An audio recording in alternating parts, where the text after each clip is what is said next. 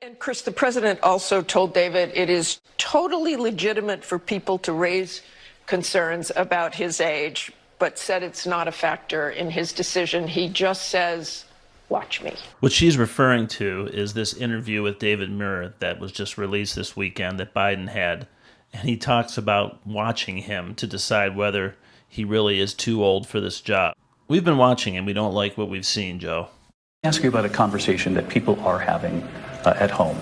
Both your supporters and your critics, they know that if you're reelected, you would be 82 when you're sworn in. You would be 86 at the end of your term.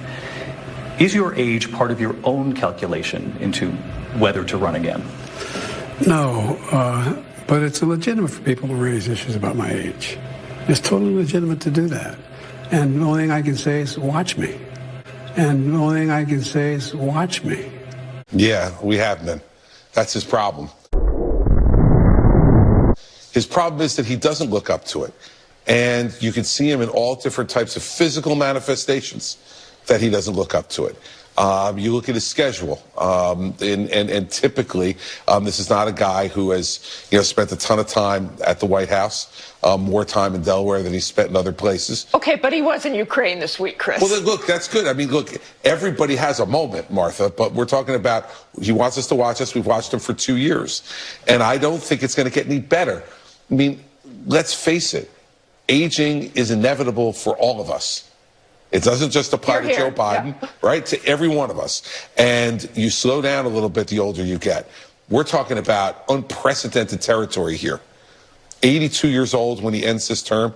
We really going to see an 86-year-old president? I think Americans are going to be very concerned about it. And I think, I said this a couple weeks ago and got Don all hot, but, fact is, it's going to be a lot of focus on Kamala Harris if they run, because a lot of Americans are going to be saying a vote for Joe Biden is a vote for President Kamala Harris, and are they going to be comfortable with that or not? Yes, America is ready for a woman president at some point, and Kamala Harris is prepared if that moment comes in her life to run for president. But this is not about Kamala. This is about continuing to invest in the American people, invest in the future of America, which is what the Biden-Harris administration has been doing. But this is not about